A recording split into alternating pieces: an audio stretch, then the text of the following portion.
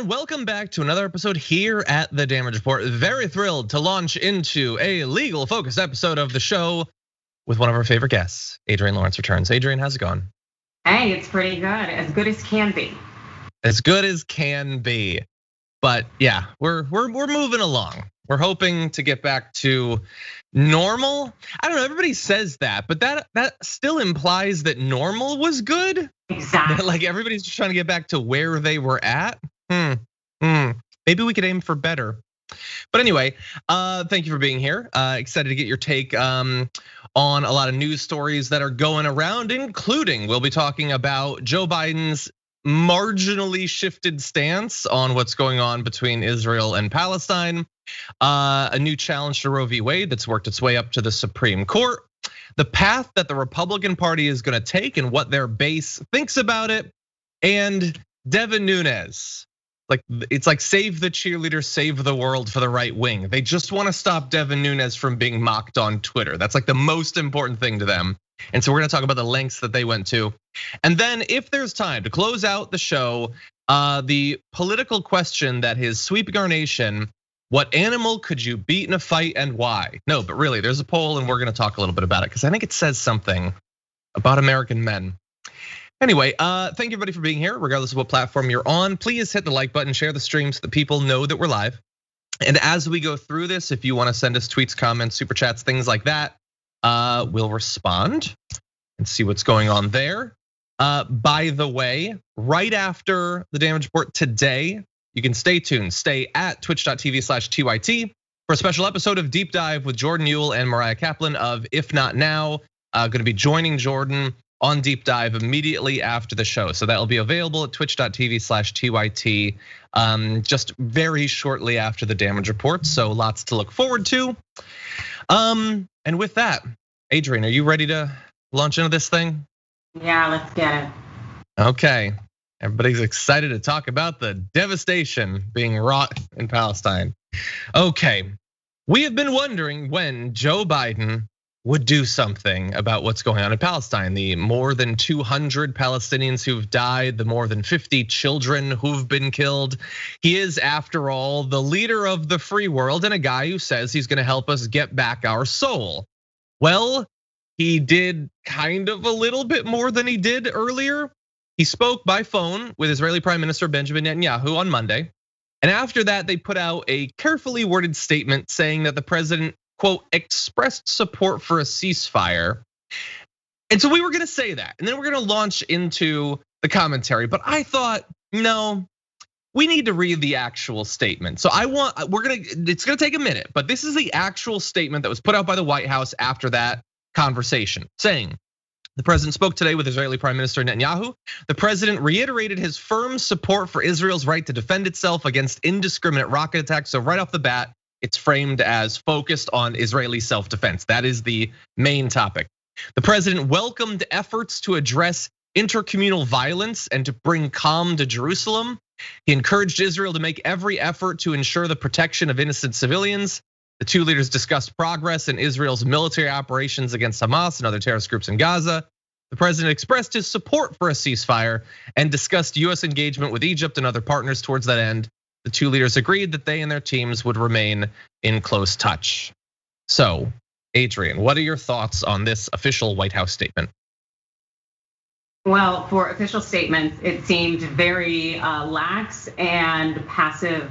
It's really interesting to see Biden have no issue taking the fury and calling Putin a murderer. But in this circumstance, it seems like, you know what, I'd support a ceasefire as opposed to, you need to stop, it's not okay, these are human rights violations. You'd expect that if Biden, who expects to be and wants to create this whole human rights legacy for the United States and take this stance, would actually take a stance and be more aggressive. Yeah. It's so, you're totally right, passive. We have no power, we have no influence. I can merely express preferences, I suppose. Like, we give them billions of dollars in military aid. Now, does that actually buy the leverage to change their policy? I don't know, but I do know that we're not testing that hypothesis. We're not trying to find out. We're just expressing support, as if it's like the exact same sentiment as me tweeting Marvel to release Black Widow earlier. I mean, I have no control over the process, but I'd be cool with it. No, you're the president. They take billions of dollars in aid. They buy billions of dollars of weapons from us. That does provide leverage. That leverage should be worth something. And what is more valuable than stopping hundreds more innocent civilians from being killed? But it goes even a little bit beyond that, because the closest this got to actually recognizing the horror of so many civilians once again being killed is he encouraged Israel to make every effort to ensure the protection of innocent civilians. And they talked about indiscriminate rocket attacks. They did not talk about indiscriminate bombings or indiscriminate missile strikes or entire residential buildings being destroyed, or the apparent systematic weeding out of all media headquarters in Gaza, or the destruction of their only coronavirus testing lab, or the fact that they were bombing homes in refugee camps. None of that is indiscriminate. The only thing that's indiscriminate is rocket attacks. And the civilian deaths are very much at arm's length. It's very abstract. If you could do something to stop it, we would be down for that. It is so passive, so weak. Like he's wanted to be president for decades, Adrienne, but in this particular case, he does not see that as a position that should come with any sort of expectation that leadership will actually be demonstrated. No, not at all. And the thing is, you think of anyone that it would be Biden because he is trying to craft this human rights push. And this is the exact test that he gets. And what does he do? He punts. It's so incredibly demoralizing, this thought that, hey, maybe we are on the cusp of change, especially when you see so many other nations and people in various walks of life rising up to speak against these human rights violations. This was a time where we got to show leadership, where we actually got to show strength as a nation, as a true world power. And what do? No, we're just like, if you did, that'd be great. Yeah, and we have to bear in mind, by the way, we have been trying throughout this multi-week episode to point out the context of where America has generally stood in these topics, what effect it has on the UN and on the Security Council, and its own corrupting financial interests. So bear in mind, as we talked about yesterday, the Biden administration first notified Congress of a proposed $735 million weapons sale on May 5th, just days before the latest Israeli bombardment of Gaza began. That is ongoing. They're still trying to do that. No word yet on whether weapons will be sold to the people of Gaza to defend themselves. They don't have any sort of right to self-defense. But so we are telling them it would be best if there was a ceasefire, while knowing that we're trying to sell them more weapons. In fact, more bombs exactly like the ones that they're trying to use right now. And I wanted to give credit to Francesca Fiorentini, who co-hosted with me yesterday, who tweeted, Biden to Netanyahu, here's all the missiles I'd like you to stop dropping. Like, that is a massive conflict of interest. Like, imagine having a sit down, a heart to heart with your friend and being like, dude, I'm not gonna pressure you, but it's a bit much with the drugs. I would fully support you cutting back on the drugs. Now, would you like to buy some drugs for me? There's something obviously wrong with that, Adrienne. But in this case, it is a very open question at this point of whether that arms sale is going to be able to be stopped. Gregory Meeks is gonna try to put a hold on it. But right now, there's only 15 days that effectively it can be stopped. Are there enough people in Congress that would be willing to do that, considering the situation right now? It doesn't immediately seem to me like that is necessarily true.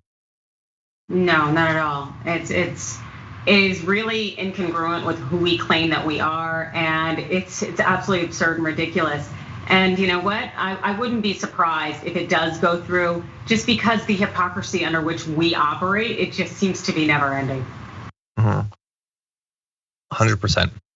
Now, that said, some are pushing for the US to put a pause on weapons sales to the Israeli government while the murder of civilians is ongoing. And I wanted to give special credit to Representative Ilhan Omar, who put out this statement saying it would be appalling for the Biden administration to go through with $735 million in precision guided weaponry to Netanyahu without any strings attached in the wake of escalating violence and attacks on civilians. If this goes through, this will be seen as a green light for continued escalation and will undercut any attempts at brokering a ceasefire. I think that read, that selling the weapons will be seen as a green light, is exactly right. And by the way, it also brings up yet another form of leverage that we have.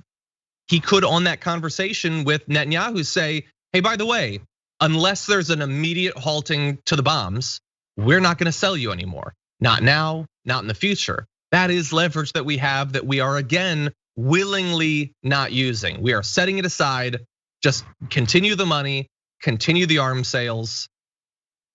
It's pathetic, especially considering how many people are dying while Biden is trying to very carefully figure out exactly what he will be allowed to say and what he won't. Yep, absolutely. And I love the fact that we're still in a pandemic.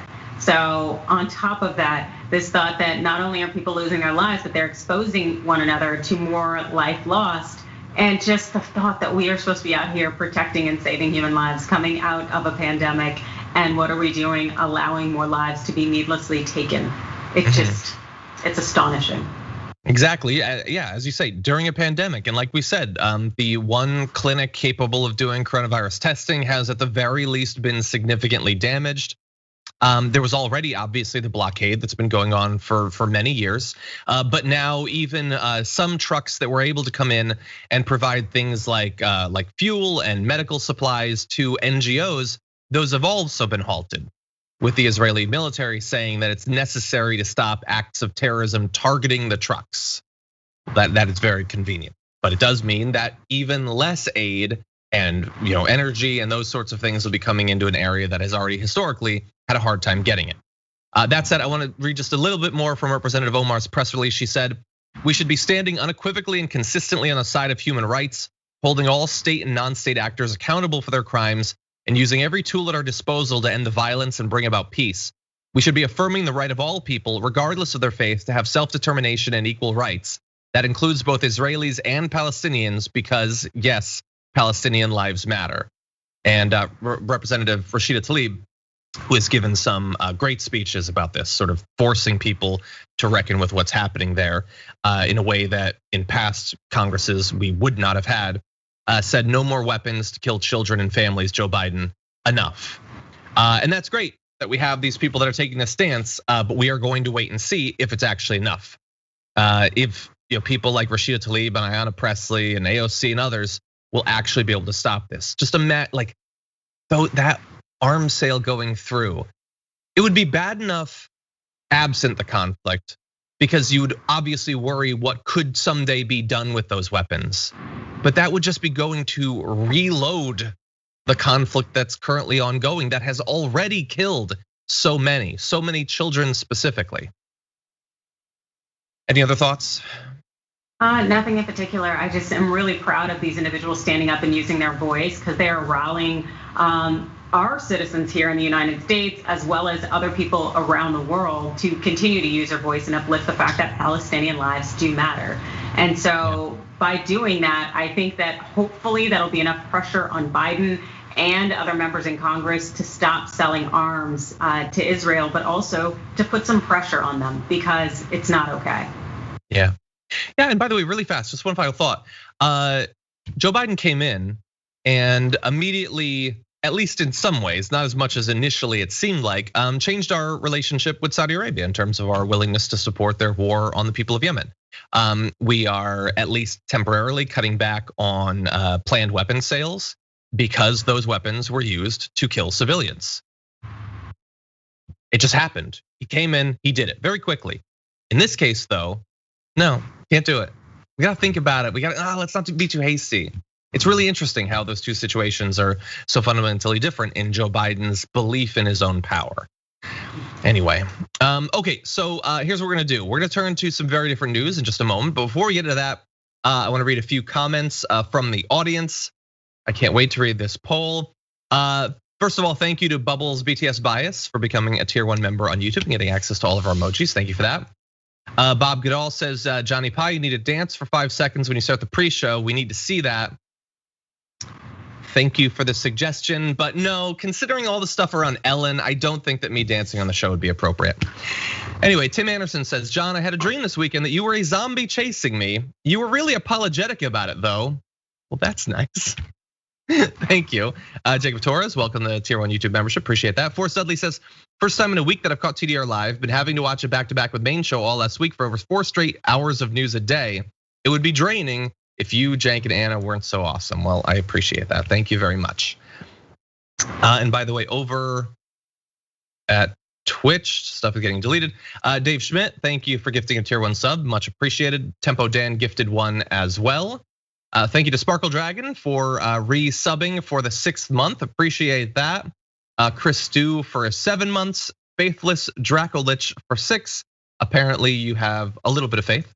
Mark Bugs for 6 months says 6 months, yay. Hi, Dragon DJ, Dragon Daddy, DJ Lunchbox. And Twitch greater than YouTube. Interesting. There, I said it. Okay, well, that was him. I love both. I love all communities. But anyway, okay. With that, let's jump into the next topic. Big news coming out just yesterday. The Supreme Court has announced that they are going to be taking up an abortion case, thus opening up the possibility that this new, even more conservative Supreme Court could fundamentally reconfigure the Supreme Court's stance on reproductive rights. This particular case that they're going to be considering concerns a law enacted in 2018 by the Republican-dominated Mississippi legislature that banned abortions if, quote, the probable gestational age of the unborn human was determined to be more than 15 weeks. The statute includes narrow exceptions for medical emergencies or a, quote, severe fetal abnormality. And the state effectively is arguing that fetal viability, defined by the Roe Court as the capability of meaningful life outside of the mother's womb, shouldn't be the standard for allowing states to ban abortion, saying lawmakers had legitimate interest in protecting fetal life from the outset. By 15 weeks, the human fetus has made important physiological developments and abortions are riskier to the mother, according, very importantly, to the state. So we have got more details on this and the path that it took to getting to the Supreme Court. But Adrienne, I am very curious about what your reaction was when you saw that the Supreme Court was going to be taking up this case. Well, I was not shocked at all. We saw a lot of states passing laws that were really kind of gutting abortion laws and also gutting Roe v. Wade during the Trump era for a reason, because they knew that he was crafting the Supreme Court to be a majority conservative court. And thus, by passing these laws that pretty much conflict entirely with Roe, that was a way that they could get it up through the courts, get it ultimately before these 9 justices, and hopefully, in their thoughts, really tear apart Roe v. Wade and force women to not really have a right to abortion. And so this really was coming. This is exactly what happens when you neglect the judiciary and allow Republicans to run amok. Exactly. I am curious though. I mean, look, this is, I guess, what we've been waiting for, what we've been wondering ever since Amy Coney Barrett got on the Supreme Court. I mean, even before Amy Coney Barrett, but it seemed like they were a little bit hesitant pre-Amy Coney Barrett, but now she's gonna be there. So they have been very clear, the Supreme Court, for a very long time that these sorts of bans are not acceptable. So if they change that, do you have any idea of how they're gonna justify it, or are we beyond justifications at this point? Is it like with Mitch McConnell getting Amy Coney Barrett on the court? Is it just, we've got the numbers, we've got the power, we're gonna do what we want?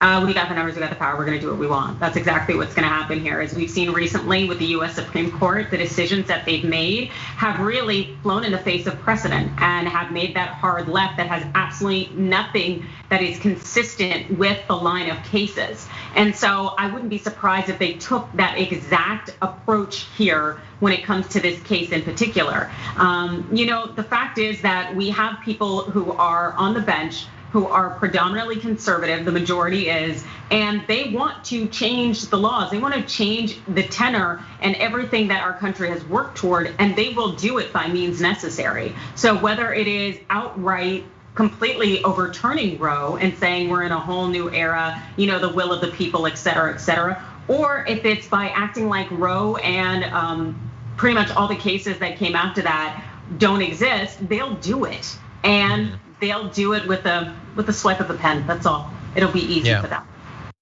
And so this particular case involves a sort of timeline of 15 weeks. So if they, and by the way, the fact that they've taken it up seems to indicate as everyone is pointing out, that there seems to be enough justices who are willing to potentially change this. I doubt that 5 are picking it up because they just want to remind the nation of where they stand and what the precedent is. But so if they accept the state's argument, which is fetal viability is absolute BS, go away with that. We have other interests in protecting fetal life, which just basically means we don't like abortion. That's literally all that means. So is it possible that they would draw a new line at 14 weeks or at 12 weeks or at 10 weeks? Or is this really about fundamentally whether viability means anything anymore from the SCOTUS's point of view? Oh no, they could very much draw the line at a different set of weeks. Initially when Roe came out, they were operating on the trimester system, where they said, during the first trimester that states could not restrict in any way a right to abortion, and second trimester, et cetera. So they could create these hard lines. The problem is that when it comes to an individual's body in determining when you're pregnant, it's not as clear. And most people don't know they're pregnant until pretty far in terms of weeks. So to put someone in that position where they have to make that determination so immediate and clear after impregnation, it's problematic because people can't necessarily make that decision so quickly. And also the right to decide how to govern your body is so incredibly important for autonomy. And that is what really that this majority conservative leaning court is looking to take away from women, to put us in a handmaid's tale situation. And it is no shocker that this case comes out of Mississippi. Yeah, so I'm curious, do you think, obviously you seem pessimistic about Roe surviving its current form past this. And by the way, they would pick it up around October. We'd have a decision supposedly sometime next year. Do you think that it is likely to just result in a sort of dialing back or providing a little bit more freedom to states to regulate that then, obviously a lot of Republican states would immediately jump on and they would push even further? What do you think the odds are that this ends up being just Roe's gone? We're done with that. We're actually totally getting rid of it. Or do you think that's still a step too far? I think that they're either going to roll back Roe and its progeny, including like Casey, which Breyer wrote that opinion, and Breyer has been very staunch in his position and advocating for abortion rights, or they are going to go ahead and give states the rights. And that's going to be really, really, really an issue because we do have a lot of states, particularly those running on the South and somewhat in the Midwest, in terms of limiting the rights of women. For instance, this case here in Mississippi was brought by their sole abortion clinic. They only had one in the entire state to service Mississippi. And I'd really love to talk about Mississippi quickly, just because there are so many greater issues there where they rank 43rd in education, 50th in healthcare, 49th in economy, 44th in opportunity, 48th in infrastructure. Like Mississippi is bottom of the barrel, and what they're focusing on is let's make sure that women don't have control, or people I should say, don't have control over their bodies and are forced to reproduce. Like Mississippi has bigger problems, and clearly those problems are associated with how it's treating its people. And in this situation, it is forcing to oppress them. And if other states have those same opportunities, we're likely going to see those states continue to also go down in the rankings and to considerably see more struggle and oppression. Yeah, there's a cost to, I guess a system where politicians just distract their base with stuff that doesn't fundamentally have anything to do with their life. That even, I understand some might hear that and say, well, you don't understand, you damn lib. This is something we care about. This is our religion or whatever. But it's basically banned already there. It might as well be effectively in some of these states that have one clinic that you have to drive multiple hours, that if you're under a certain age, you have to get your probably fundamentalist religious parents to sign on to it, or you need to go and you need to talk to them, and then you need to go back the next day. So you have to drive twice across the state. It's already it is pretty banned at this point. And Adrienne rightfully points out so many other issues that do need to be solved, that state governments should have some sort of moral or ethical requirement to actually take seriously, but they don't. And apparently they can get away with it because they've convinced their base that this is more important. And that's all they need to deliver. It's not like Mississippi is on the verge of Democrats taking over because Republicans haven't been addressing the issues that you're talking about. Apparently enough Republicans either don't seem to be hurting or have been trained to ignore the pain, in pursuit of these sorts of ideological goals. Yep, and I just really don't see the legitimacy in forcing someone who lives in a state that's ranked 49th in the nation to be forced to bring a life into that state and to try to take care of them when clearly the resources, the infrastructure, the opportunities are not there. That just seems cruel. There's one other quick thing I want to mention though. There is this debate right now about Breyer. So the retirement thing. Obviously people are, they feel burned by what ended up happening with Ruth Bader Ginsburg, who was of course replaced in 3.5 minutes. By Republicans choosing a combination of the craziest person and the youngest person that they could find in Amy Coney Barrett. And so what do you think about that, Adrienne, about those arguments? Apparently Breyer had written something earlier that seemed to indicate that he would not be in favor of pressure being applied to try to get sort of politically timed retirements. What do you think about the stakes here and what he's likely to do? I think arrogance is a hell of a drug, and some people definitely are more arrogant than others. I do understand that our laws are written such that these Supreme Court justices can serve for life, and some of them intend to die in their position, and Breyer may just be one of them. And we could continue to see, as a result of that, more of the court become a majority conservative even further, which is why we need to expand. We need to go from 9 to 13. And you know what? It really puts the onus on our legislature to do something if they want to make some change. Make it happen. That is your job. If the system is supposed to work, do something. Don't put it on Breyer necessarily, even though it'd be great if he got up off the spot. Yeah, I have so few hopes for something as fundamental as perceived to be radical as remaking the court at this point. Like, I don't know that they're going to pass an infrastructure bill. I don't know if they're going to do literally anything. But obviously the fear is it's a 50-50 Supreme Court, or sorry, it's 50-50 Senate. It's the one thing that they can get past the automatic filibuster. But one Democratic senator, tragically getting COVID or something like that, and the Republicans would take over. I assume I know the answer to this question, but last time around under Obama, it was no Supreme Court justice nominations in the last year. If Manchin were to drop out or whatever, and Breyer had to retire tomorrow, do you think that Biden would be able to get a Supreme Court justice in his first year? I'd like to hope so. I'd like to hope so. I'd like to hope so, but I think that person would have to be more down the middle. A Republican, basically. Yeah. Maybe he'd be able to get a Republican. Okay, yeah, well, we'll see. Okay, more news to come. You know what? Let's launch into, because I don't know exactly how long this is going to take. This is one of our bigger stories, so let's launch directly into this. We have been watching the Republican Party, I was going to say adapt to what happened last November, but that's not really what they're doing. They are reacting though, in states around the country. They are cracking down on people's ability to vote, to be a part of the political system, while pretending that Donald Trump, who lost epically, who lost repeatedly, who lost pretty much everything, secretly won. So what do the people think about this? What do Republican voters actually think about the way that the Republican Party has responded to what happened in November and in those special elections in Georgia? Well, there's a recent poll by CBS News YouGov, and it asked them about two different paths that the Republican Party could potentially take. So one is to focus on the message, and the actual text that was given to respondents was, the party needs more people to vote Republican, so it should tell the public about popular policies and ideas, and will win if more people hear about them.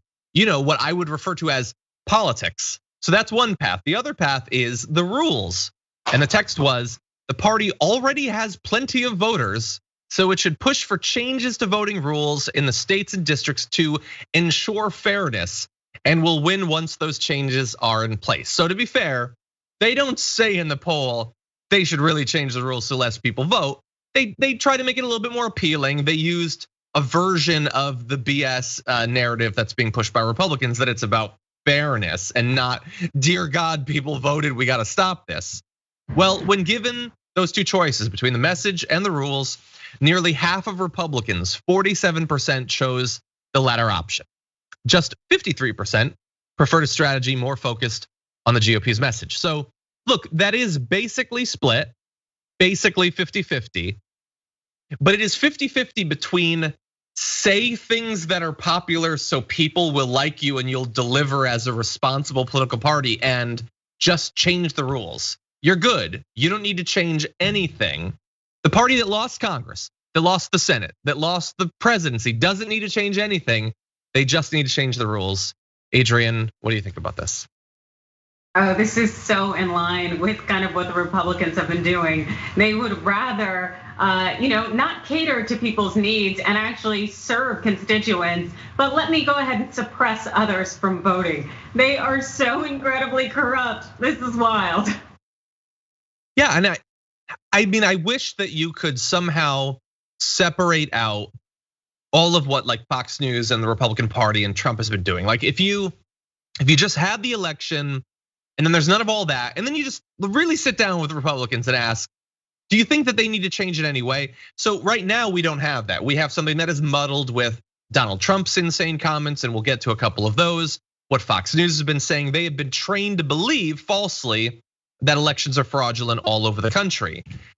But that said, like, imagine thinking that your party doesn't need to change. Like, you know what I thought after 2016 when the Democrats lost?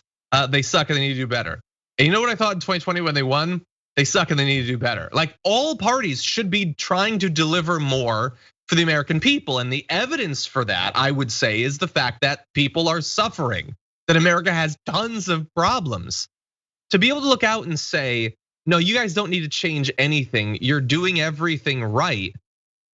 Like the Republicans, they presided over the pandemic, the huge economic problems. We've got so many issues, Adrienne, and apparently 47% of Republicans think, nah, they're nailing it. We don't need to do anything right now. Oh, of course, because if we can just fearmonger more and really ramp it up and suppress the vote, I think that we can continue to stay in power. Like that would be amazing. This is completely and totally irrational and really kind of maniacal. The fact is that a lot of people left the Republican Party. The New York Times, they did a voting records analysis earlier this year, and they found that nearly 150,000 people had quit the party, and that's in 25 states, even though they don't collect data in 19 of those states. And it really says something about the future of the party. But the unfortunate problem is that our issues run so deep in terms of our isms and keeping people divided that fear mongering, in addition to suppression, may actually work. Yeah, maybe. That said, we're talking about the basically conspiracist approach to election legitimacy that's become so common. But let's see if maybe I'm in a bubble. So it is easy to point to Republicans these days and say, you guys are crazy. Biden won, you need to accept it. Why are you believing these insane lies from people like Linwood and Rudy Giuliani and Donald Trump that have had this horrendous track record in the legal system? That said, is it really about Republicans? Is it really about 2020? Or is this just a thing that happens? After every election, people question the legitimacy. Well, let's take a look back at some past elections and see what we can learn. So if you bring up this poll, you're gonna see from right on to the left, going back to past the percentage of the parties view the president as illegitimate. So you can see there that Biden is viewed as illegitimate by Republicans. Something like 70% or 67% say that he's fundamentally illegitimate. So that is true, but we have had some Republican presidents too. So Donald Trump, following the 2016 election, 56% of Democrats felt that he was illegitimate. And in fact, under George W. Bush, following the 2000 election, 64% of Democrats believed that he was illegitimate. That number is actually not that far off some of the polls about Biden today. Now, obviously, I have some thoughts about this, but I think that this is an important exercise just to make sure that we're not too much in a bubble Adrienne, based on what you're seeing here, do you think that this is less a sort of once in a lifetime collective hallucination on the Republican part, or is this just a cycle that we go through? Whoever wins, a lot of people are gonna think that it wasn't fair. I actually don't think that there were issues in terms of thinking things were as unfair as we do now. Because we saw close elections before, Bush v. Gore, and that did definitely have tinges of unfairness given the Florida Jeb Bush connection. But at the same time, I think there was still a lot of faith in our democracy to a certain extent. But now I do think that it's been revved up in terms of propaganda, and we're on a whole new level where people they really don't have any faith in the system, and that they are riding high on these conspiracy theories. Yeah, I think there's something here, but I think there are some important distinctions that we should bear in mind. So first of all, let's acknowledge that both George W. Bush and Trump won less votes. Now, that does not mean that they're illegitimate constitutionally. Unfortunately, our system sucks. That's one of the ways that it sucks. But you can sort of understand how that would bother people, that in an election, the guy who gets less votes somehow wins, and always when you're a Republican, oddly enough. Also, with Trump, like, illegitimate can mean a lot of things. I would assume that 56% of Democrats weren't saying he stole the election, especially because what power did he have to steal the election in 2016? He's not the incumbent president. He didn't control all of these offices. I feel like some might be saying this guy is insane. I think that he is beneath the dignity of any elected office in a very long time, in a lot of different ways. Now, that's me speculating, but I believe that might be part of it. With George W. Bush, the Supreme Court gave him the election. Like, now that may be allowed, that may be constitutional, but I feel like if you're gonna claim that an election is illegitimate, one in which the Supreme Court had to get involved to choose winners and losers, seems like one where maybe we could allow a little bit of concern over that election. Bearing in mind that, as Adrienne pointed out, if there's evidence, I'm not seeing it, that either of those in 2016 or 2000 were accompanied by this Republican president is illegitimate because all elections are BS and stolen, which is effectively what many Republican voters and politicians are saying now, that all of these states were cheating. They were cheating even if they were controlled by Republicans. For some reason, these Republican states cheated to give Trump the election. And by the way, when George W. Bush became president, Gore conceded. And he did not spend the next few years furiously tweeting that Bush was that it was the biggest crime of the century and all that, which we'll turn to. Hillary Clinton obviously had a lot of problems and continues to have a lot of problems. She does occasionally talk about Trump, but she didn't go around saying that every election was BS now and none of it counts. And I feel like, Adrienne, that's pretty important context. Yep, absolutely. We don't have people undermining and continue to reinforce this, and then having that propaganda being spread en masse. Like, I do think we're at a whole different level, especially with people coming out of a pandemic where they were questioning what's real, what's not real, where's our future. There was so much uncertainty where people are now latching on to these conspiracy theories, and they are rife. And so I think that this is just a different level, and I don't know if we can come back from that. But also, when we live in a nation that doesn't push education and knowledge and having some analytical abilities, this is exactly what you get. They're easy to control. Yeah, and the media environment is very different than it was back in 2000. I would say it's even different than it was in 2016. By the way, like, following 2000, look, I was really young, but I feel like there wasn't a huge thing where every Democrat was like, Gore's the best, I'm gonna be the next Gore, or if Gore runs again, like, we're totally gonna support, everyone needs to support Gore. That wasn't really a thing. Maybe kind of a thing with Hillary, but most people didn't expect that she would run again. Whereas with Trump, like, they're all in lockstep with him, and he's entirely irresponsible, and he's not going away. So look, I apologize to the audience, I'm gonna do this to you, but the major difference that we're pointing out here is that there was no coordinated, like, with a political leader movement to continue to delegitimize the fundamental foundation of democracy in America. Whereas right now, we have a guy whose tiny desk is sending messages like this. This is over the last couple days. As our country is being destroyed both inside and out, the presidential election of 2020 will go down as the crime of the century. And this was done purposefully. The polls were a joke. I won states in a landslide that I was predicted to lose days before the election. Other states had me purposefully so far down that it would force people, even fans, to say, let's stay home, darling. We love our president, but he can't win. That's what he's saying now. Still, he lost months and months ago. He's collecting his pension as former president, but he's still telling people every day that democracy is fake. It's all made up. None of it counts. You should still vote for Republicans in the system that doesn't work anymore. But he is still stoking those fears constantly. And that Adrienne, is really my fear.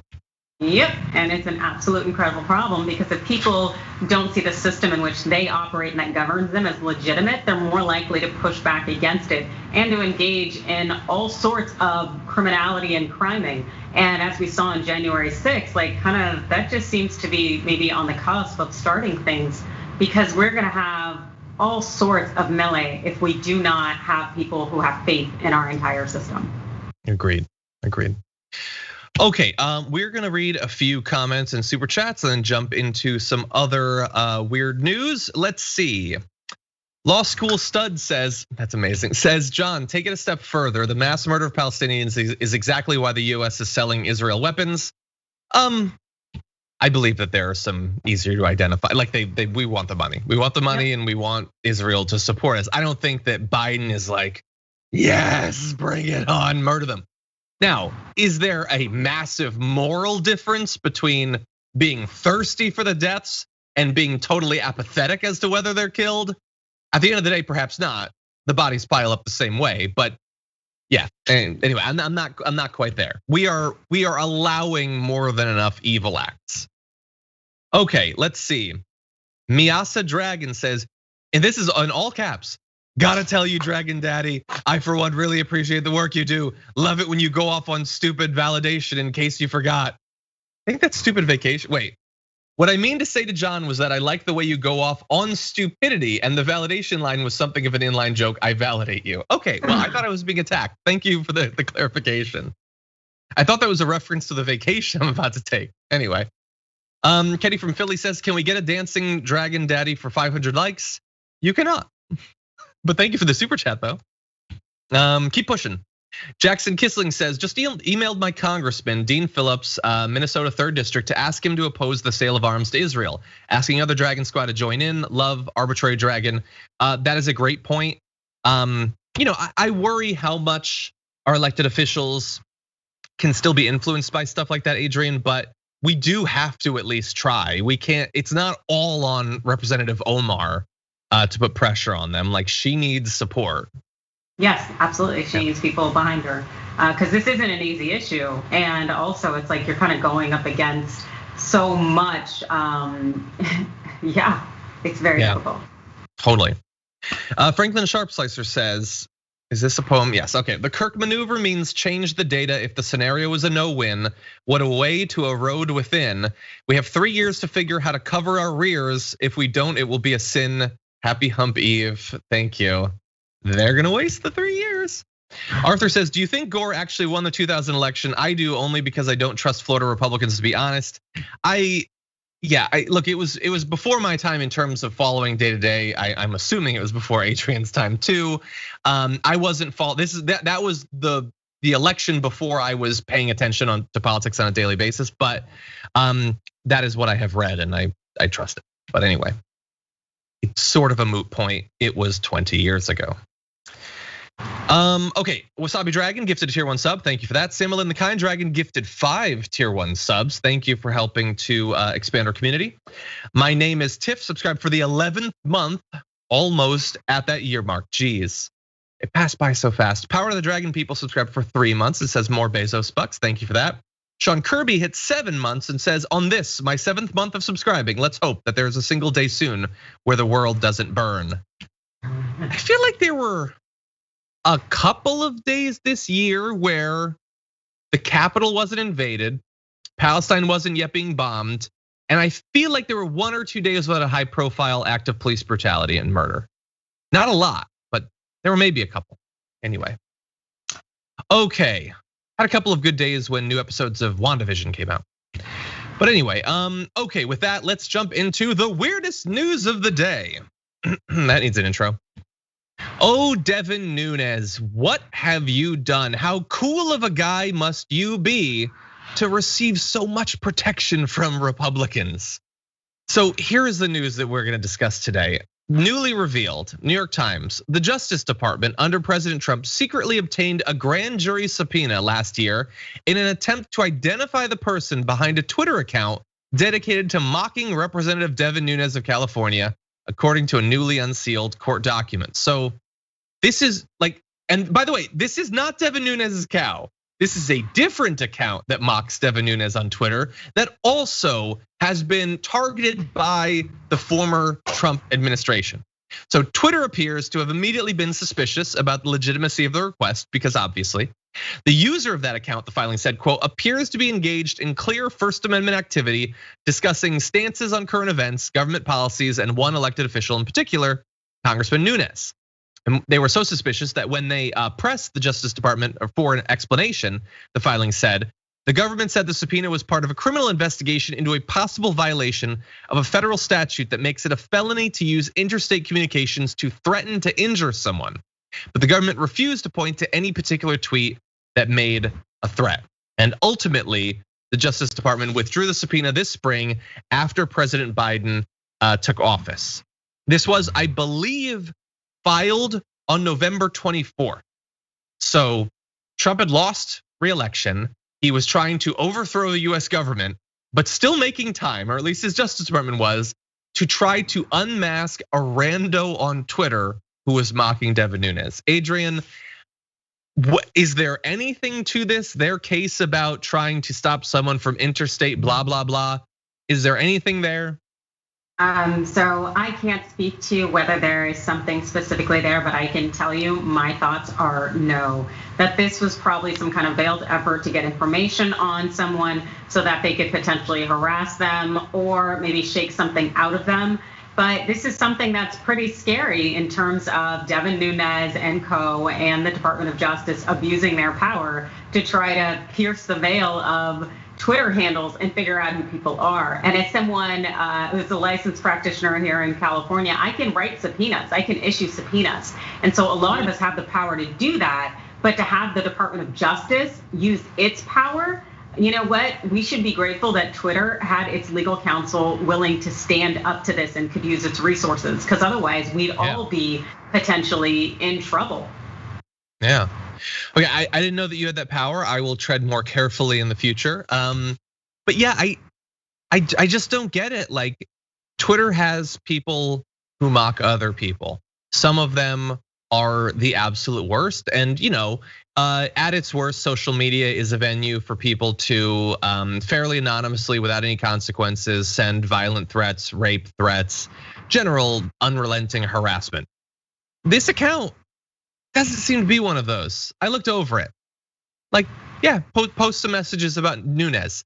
And I would say, Nunes, maybe if you hadn't made such a big quest out of trying to stop the cow Twitter account from tweeting about you, you wouldn't have thus inspired so many other accounts to target you. I don't think that they get that that's how it works, that if you're in the public eye, some people are gonna harass you. Now, at times that harassment goes too far. And there are certainly ways that you could go beyond Twitter's terms of service. But if Twitter is saying this one didn't, it is very weird to deploy the power of the DOJ in pursuit of that. And I don't know, Adrienne, is this the sort of thing where it's pure speculation that Nunes would have had to talk to someone? Why would the DOJ, independent of Devin Nunes, have engaged in this? So purely speculative. I think that maybe that account had tweeted out something that was too on point, maybe too accurate. And so the thought could have been that that was maybe a leak from the inside, or that person had too much information, and thus DOJ wanted to get their hands on them. And who knows, Devin Nunes could be used as a veil in this circumstance, since he already had that kind of Twitter dispute with the cow.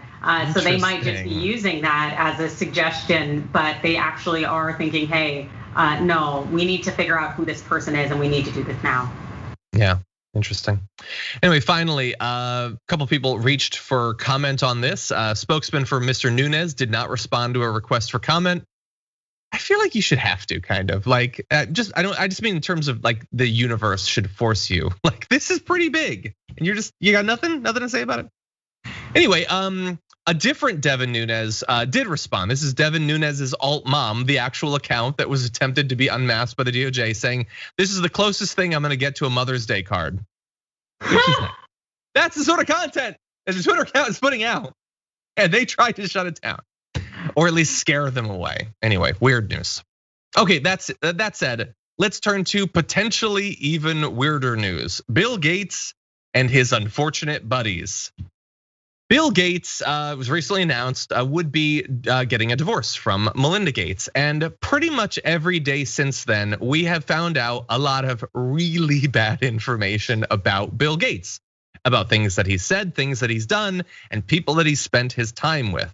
And so we're gonna try to cover a few little interesting, terrible tidbits of news. So first of all, Jeffrey Epstein reportedly gave advice to Bill Gates about ending his marriage with his now estranged wife, Melinda, during meetings the two had at the pedophile's Manhattan townhouse. Gates apparently used the gatherings at Epstein's $77 million townhouse as an escape from what he told Epstein was a toxic marriage, a topic both men found humorous. A person who attended the meetings told the Daily Beast. And doesn't that just send a shiver down your spine that Epstein thought that was a toxic relationship that Bill Gates was in? Adrienne, look, there's more that we'll get into, but when the first words in the graphic are Jeffrey Epstein, you know that it's going in a bad direction. Oh, absolutely. I don't think that man is a judge of anything's toxicity one way or another. And I love this thought that, it was a toxic marriage. Is it like, what, Melinda wouldn't just let you sleep with whomever you wanted? Like, get out of here, go away. That seems like the subtext of the toxicity, at least. So let me give you a few more details from this reporting. The people familiar with the matter said Gates found freedom in Epstein's lair, although others notably did not, where he met a rotating cast of bold-faced names and discussed worldly issues in between rounds of jokes and gossip, a men's club atmosphere that irritated Melinda. Score one for women's intuition in her evaluation of that men's club atmosphere that they had. During some of the meetings, Gates spoke to Epstein about possibly getting involved with the Bill and Melinda Gates Foundation. A spokesperson for Bill Gates denied the allegations in a statement to the Daily Beast. So, as far as I know, that's the extent of the allegations they're specifically denying, not that he had multiple meetings with this guy who turned out was an absolute monster. And notably, Donald Trump, remember his famous comment about Jeffrey Epstein that he likes the company of beautiful women, and he said something to the effect of, and younger ones I've noticed, or something like that. Like, there was something about Epstein that Donald Trump felt a little bit uncomfortable about, or at least he noticed that there was something about that guy. But Bill Gates, who was hanging out with him apparently years later after Donald Trump had stopped talking to Jeffrey Epstein, just had a great time with him, thought that he was a fun guy to joke around with and talk about his relationship with. The thing is, the man had already been facing charges. So it's like Bill Gates has no question about who he is when it comes to Epstein, and the fact that he still wanted to spend time with him. He was consulting him, talking about what international issues, what international sex trade. Like, come on. It's like Bill Gates knew exactly who Epstein was, and yet he still decided to spend time with him. That would make you think, why? What about Epstein made Gates think that this man has something that he wants? And on top of that, it just, Gates is a really intelligent and very smart man. So that tells me he wasn't just oh my gosh, how did I get here? No, he knew better. He knew exactly what he was doing. Yeah. And to that end, we're gonna go to a couple of the other allegations, but really fast. Someone had the quote for me. Moose Loosley says, he likes beautiful women almost as much as I do. Some tend to lean on the younger side. And I will just say, you can do your own independent research. We talked about in the past, but if Donald Trump thinks that the people you're attracted to are too young, I mean, that's like a guy who runs a foot fetish site being like, that dude loves toes. It's a bit much, honestly. But Bill Gates didn't notice anything wrong with this, apparently. Okay, so other allegations. On Sunday, the New York Times reported that Gates allegedly made advances on women who worked at Microsoft and his foundation while he was married to Melinda. The Journal followed up with its own report revealing that Gates resigned from Microsoft's board in 2020 amid an internal investigation into an alleged sexual relationship with a company engineer who came forward in late 2019. And Adrienne, what I've noticed, and obviously you are, among other things that you're an expert on, exactly situations like this, the reporting about Gates seems to fall into the, hey, he was just kind of awkward. Like, he's a nerd. He didn't realize what he was doing was wrong. What do you think about that? Is that a fair assessment? No, not at all. This is a trend that we often see in media when it comes to wealthy, prominent men, generally white, involved in some kind of sexual misconduct. Media will kind of portray it as the, oh shucks, he didn't know better. Oh, I didn't mean to make you uncomfortable. Oops. And it's unfortunate because that is really taking away the power of the person in terms of they knew what they were doing and their responsibility and accountability for their actions. And that needs to change because, again, Bill Gates is a very smart man. If he was pursuing a subordinate, that's abuse of power, putting that individual in a position where they have to decide between, maintaining their economic independence and maybe possibly entering a sexual relationship with their superior who gets to dictate whether they move up in their profession or the trajectory of their career. Exactly. And that should be so obvious. You're Bill Gates. Oh, poor you. You don't get to hit on your engineers. There are I've looked into it. There are people who don't work for you, who don't whose future career is not dependent on whether you give a thumbs up or a thumbs down. There's so many other people, and you're rich. Like, you can fly to other places to find people if you want to. Like, all of these are options that are available to you, but they seem to prefer this sort of predatory, like, this is an area. It's kind of a prison. I've got power over you. I'm going to use that. And by the way, I know some people have been saying a lot of this information does seem to be coming out right after they announced they're being separated. Maybe this is just Melinda trying to hurt him. Okay, maybe, but that is not the same thing as the information not being true. I don't know. What do you think? Oh no, of course. No, this is a product of the fact that they're in divorce negotiations. And so I'm sure, speculatively, that Melinda's attorneys and her PR team are connected. And because, hey, it's like, do you want these stories to stop coming out? Okay, well then you're gonna agree to my terms and what I want. Because clearly she's been keeping his secrets for quite some time. So hey, why not use them as leverage to make sure that I can walk away in good terms? And just something I'd love to say on the back of what you had just said in terms of these men essentially pursuing people in their own lair, it's like they're shooting fish in a barrel and then claiming to be bass masters. That's exactly what they're doing. It's a complete and total power play. And it's really very pathetic because you're absolutely right. They could go out in these streets and try to hustle and talk to anybody, but instead they decide to go to people who are in positions that are beneath them and who are afraid, and to some extent, to upsetting them because they might lose their economic independence if they reject them or turn them down. That is a great point. I have not heard that expression before, but I am very much a fan of it. Okay, with that, we have got mere moments, and I have a mere story to get to close out the show with. So apologies in advance. It's my show, I can do whatever I want. Anyway, so let's talk about this. Cows, of course there'd be cows.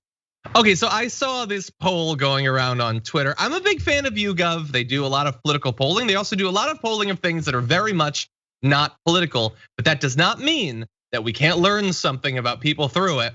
So YouGov asked a bunch of people, what animal could you beat in a fight?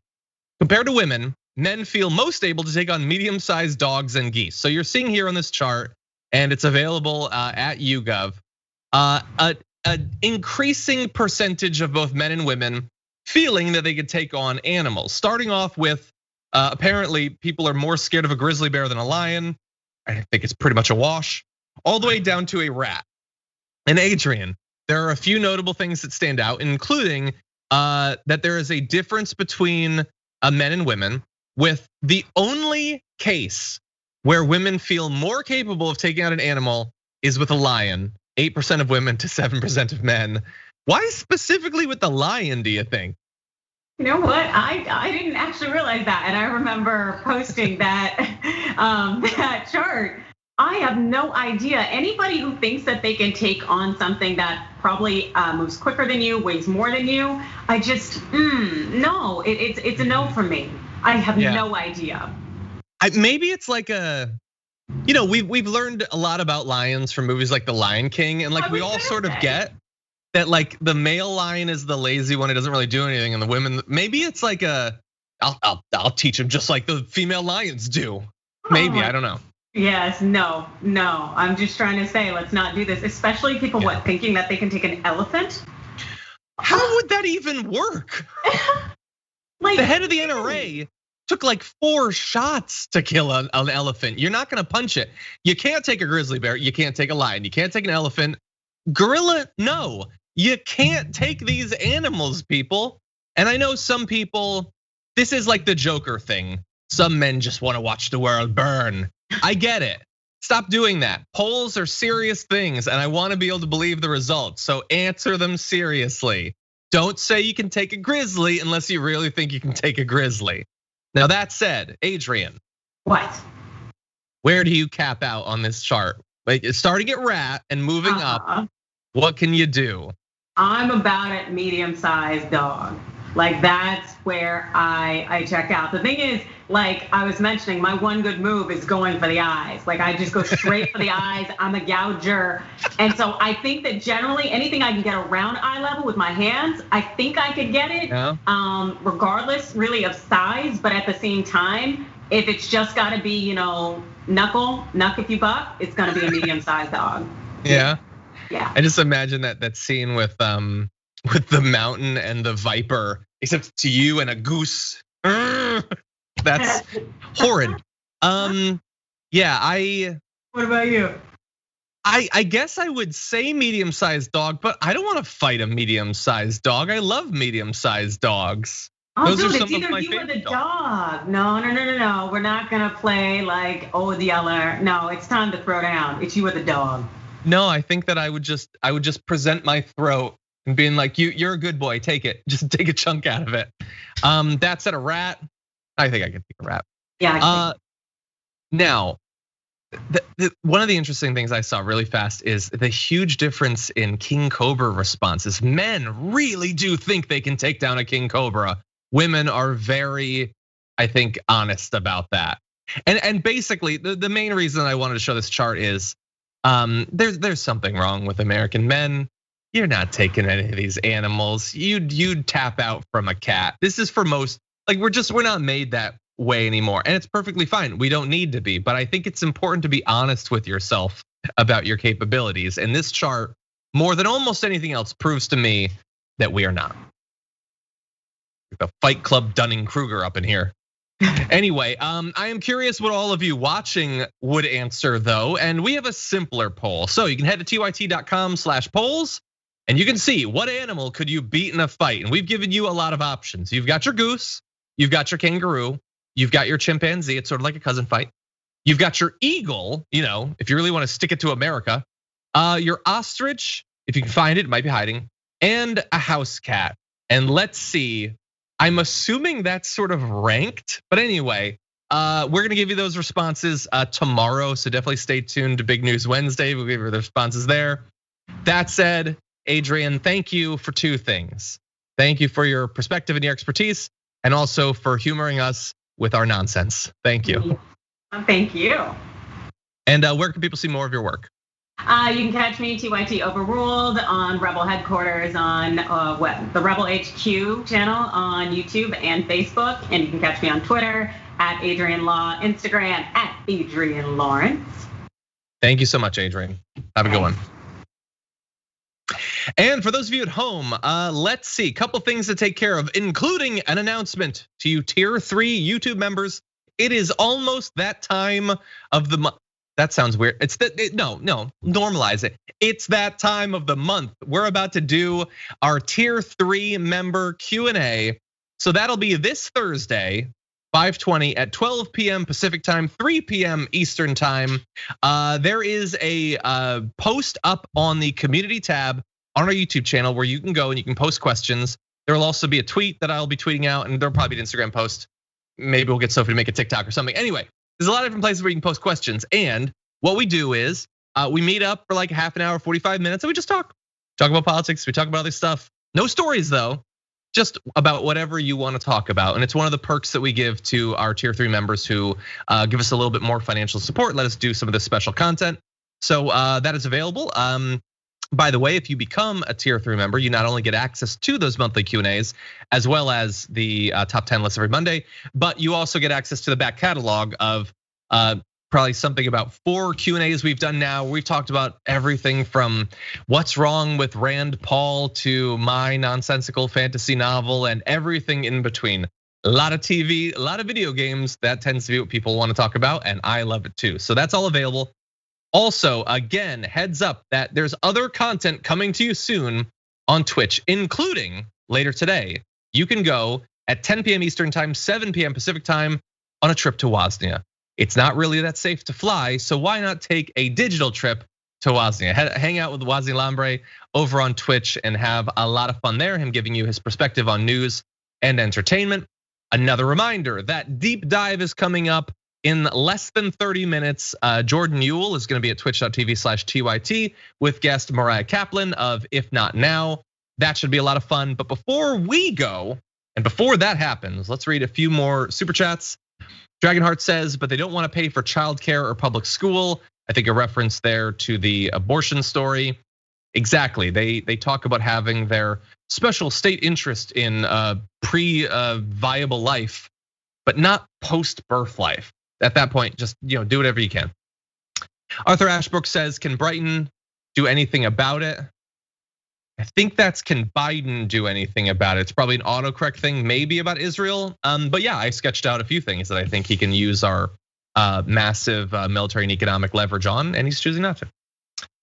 Let's see. Non-human humanist says, in solidarity with all US parents, could you please stop calling it pro-choice? Even free abortion would only be like 10% of the bare minimum. I don't know exactly what the end of that is referencing. It's a shorthand. I understand what you're saying. I will think about it. Okay, let's see. Mike Hawthorne says, oh nope, geese and ducks are mean critters. Yeah, so look, I should have gotten into that. Everybody says that about geese. I get it. So phase 1 is people in ignorance asserting that they could totally drop kick a goose because they don't know what geese are about. Stage 2 is, wait, are geese the real deal? Is the GNOG for geese? And then you watch some videos and they will chase you and they will peck. But I've thought about it. How bad could a peck be? Come on, seriously, like you'll get in a good couple of pecks, maybe even a few. But I've got jeans on and I've got hands. Where are your thumbs, goose? So yes, we've moved right back to ignorance because I really don't know what I'm talking about. And I don't know how bad a peck is, but I really think that I could take a goose. Is that me being arrogant? I don't know. There's a lot of overconfident white male mediocrity out there. I don't want to contribute to the global supply, but I really do think that I could take a goose. Anyway, let's see, okay. On to the TYT.com members activity with Squid Squad saying pre-show comment, John, how about using 6-volt DC power for your writer's shed if you only need light and a laptop? I don't know exactly what 6-volt DC power includes and doesn't include. Basically right now, I've got a extension cord going into my shed to power things and I just want actual power. So if you're a licensed electrician, especially in the LA area, please DM me or something like that. I could use some help. The permits are, I just can't figure it out. I figured out the goose thing, but I can't figure out this electricity thing. Anyway, Eileen, the middle-aged dragon mama says, Lucy is Biden holding the football. Charlie Brown is human rights. And that is perfect. Anyway, over on Twitch, Liberal Catnip says Canada geese will beat you every single time. I can only speak for my ability to totally wail on a US-based goose. I don't know about the Canadian variety. Obi-Mom Kenobi says, just a guess, but most likely the answer to why some people think they can beat a lion is Jesus. That's probably it. They think they can beat Aslan because of Jesus, thus not getting the message of those Narnia books. Multiball says, John has apparently never seen or read Cujo. I said I wouldn't fight the dog anyway.